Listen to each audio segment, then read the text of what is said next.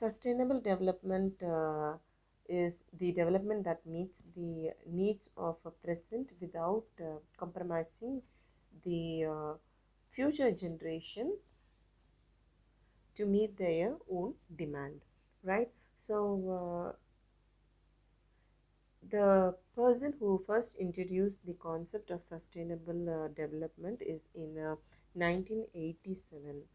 So it is by Gro Harlem Brundtland. So he was a prime minister of Norway and the chairman of World Commission on Environmental and Development. So, in shortly, you can say the sustainable development is improving your one's own lifestyle and well-being without affecting the natural resources and the ecosystem. So, at the same time, you have to prevent that when while you are improving your lifestyle. Okay. So, in order to attain sustainable development, so government has to ensure the proper mechanism so that the entire process will go in a proper manner.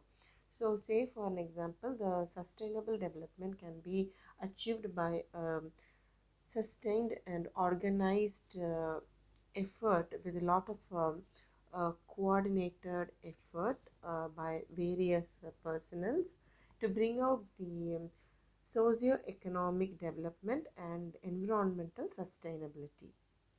So here the both the central and the state government are taking lot of effort to in order to maintain the sustainable development. So the main three key points are economy, society, and environment. So you can also call it as a three pillars, right? So in order to attain the social and environmental and also the economic sustainability, so to get all these three proper sustainability, it should be more uh, bearable, viable, and equitable. So coming to the economic sustainability, so economic sustainability involves in creating economics value out of whatever project or decision which we undertake in the real time activities. So our decision should be more equitable and more perspective way so that it attains the aspects of the sustainability. So whenever we take a decision in economic sustainability, that should be in obtaining a long-term benefits. So by keeping that in our mind, we have to take a decision, and that should never be in a short-term benefits. So how we can attain this is that we have to prohibit the misuse of land or which our holds the green development. So all these things should be restricted. So whenever we have a business practice or business deeds to be entertained, that should be in the combination of a social and environmental aspects of sustainability, so that we obtain a good and a positive way of a feedback. So the urban and the rural development with industrial aspects are the indicators of economic development in the real time world. But when planning for the development, other components of sustainable development must also be in our mind. Okay, so next we'll move on to the social sustainability. So and for social sustainability, it's totally based on the concept that decision or a project promotes that for the betterment of the society. So here we always bother about the society and the social welfare. I mean the people welfare, you can say. So the idea behind the social sustainability is the future generation should have the same or a greater quality of a lifestyle when compared to the current generation having.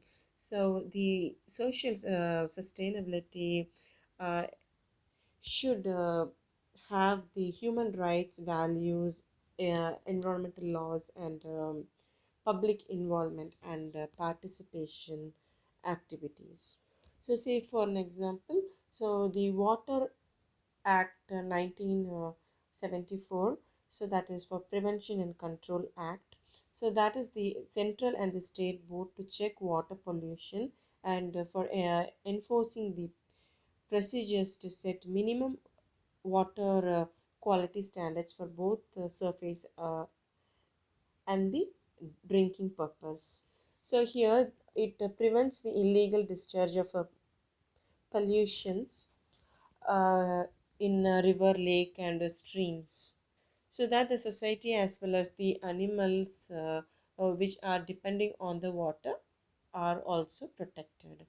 So if we lapse in this kind of a protection, so at a certain point the sustainability disappears. So next we'll move on to the environmental sustainability. So environmental sustainability is an ecosystem, so which would maintain its population, biodiversity, and the overall functionary of the environment for a particular period of a time. So it should ensure the equilibrium with the natural system along with the public. So which means that it should be completely banned whichever is going to harm the environment. So wherever it is possible, we have to avoid disturbing the environment. And suppose if we have to do some kind of work which will definitely uh, harm the environmental and it has no any kind of an alternative aspects, then definitely we should find it should be mitigated to the maximum practicable extent. So the maximum important, whenever we make a decision, the maximum importance should be given only to the environmental aspects of the outcome of the proposed development, right? So in this flowchart, I have explained about the economy, sustainable development, and social society sustainable development, and environmental sustainable development. So under economy sustainable development, then we have the rural development, urban development, and the industrial development. So we bother about these three kinds of development. Okay. So for society, then we bother about the human, mankind, the health, employment, the protection of vulnerable sections, so social welfare and the security and the educations. Okay. So all these things, and also the animals also you can add it. Okay. So next we have the environmental. So for environmental, then we bother about the land, water, energy and power, environmental awareness, and science and technology, which we are using in the regular day-to-day life.